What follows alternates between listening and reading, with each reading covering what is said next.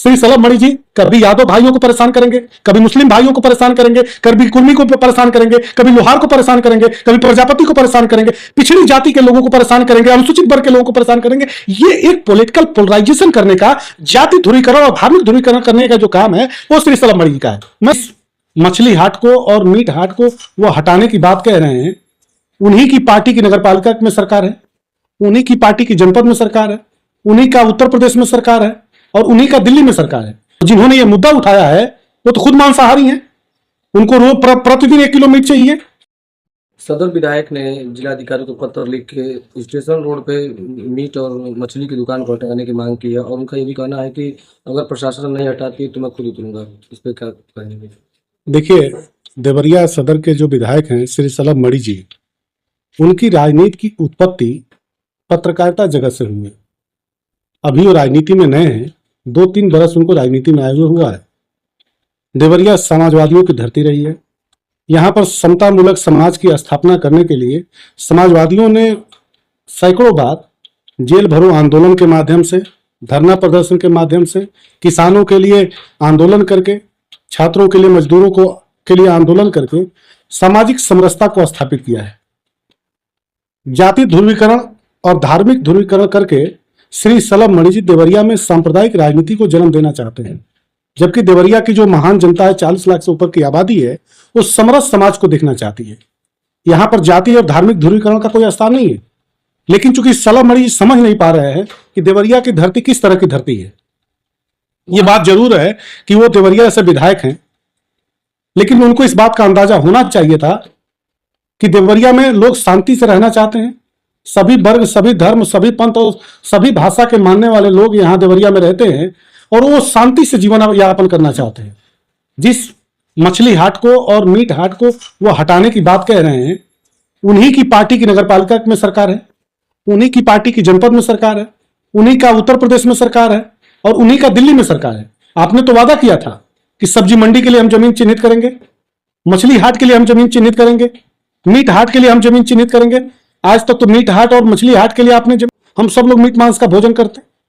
और जिन्होंने ये मुद्दा उठाया है वो तो खुद मांसाहारी हैं, उनको रोज प्रतिदिन 1 किलो मीट चाहिए भोजन करने के लिए। तो जो व्यक्ति खुद मांसाहारी हो, जहां समाज के अधिकतम लोग मांसाहारी भोजन करते हैं, उन व्यापारियों का क्या दोष है? उन व्यापारियों ने तो सैकड़ों बार कहा है, उनसे जाकर के नगरपालिका के जो उम्मीदवार थे भारतीय जनता पार्टी की थी, उन्होंने 2-2 बार आश्वासन दिया कि हम आपको जमीन देंगे, जगह देंगे।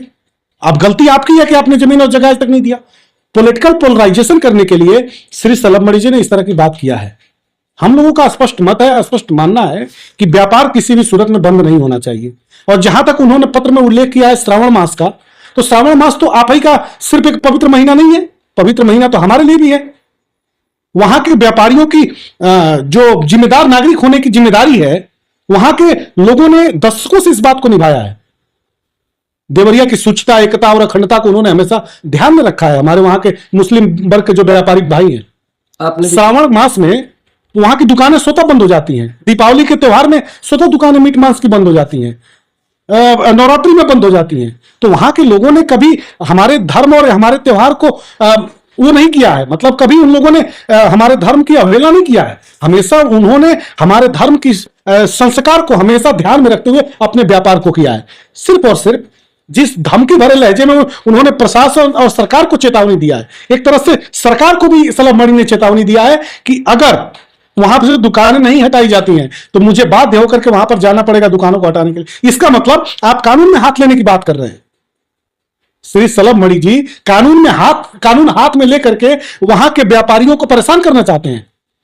श्री सलभ मणि जी कभी यादव भाइयों को परेशान करेंगे, कभी मुस्लिम भाइयों को परेशान करेंगे, कभी कुर्मी को परेशान करेंगे, कभी लोहार को परेशान करेंगे, कभी प्रजापति को परेशान करेंगे, पिछड़ी जाति के लोगों को परेशान करेंगे, अनुसूचित वर्ग के लोगों को परेशान करेंगे। ये एक पॉलिटिकल पोलराइजेशन करने का, जाति ध्रुवीकरण और धार्मिक ध्रुवीकरण करने का जो काम है वो श्री सलभ मणि जी का है। मैं तो सिर्फ आपने भी पत्र लिखा प्रशासन को, क्या पहल की गई, क्या आश्वासन दिया? देखिए, मैंने पत्र लिखा जरूर है, लेकिन मैंने जहां तक इस चीज को समझा है, देवरिया की जनमानस और देवरिया का प्रशासन सूचिता को समझता है, एकता और अखंडता को समझता है। और मुझे उम्मीद है कि श्री सलभ मणि जी की जो राजनीतिक बयानबाजी है, पॉलिटिकल पोलराइजेशन करने की जो एक मंशा और एक सोच है, उसको देवरिया का प्रशासन भी समझता है, यहाँ की जनमानस भी समझती है।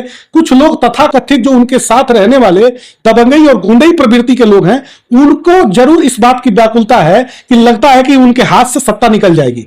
ये बात अलग है कि आने वाला जो समय है, आने वाला जो चुनाव है, आने वाले समय में आपको दिखेगा कि देवरिया जनपद की 7 विधानसभा सीटों पर समाजवादी पार्टी बहुत बड़े मार्जिन से भारतीय जनता पार्टी को हराएगी। ये देवरिया की जनमानस ने मन बना लिया है। इसी व्याकुलता में धार्मिक ध्रुवीकरण करने की और जाति ध्रुवीकरण करने की श्री सलम मणि ने कोशिश किया है।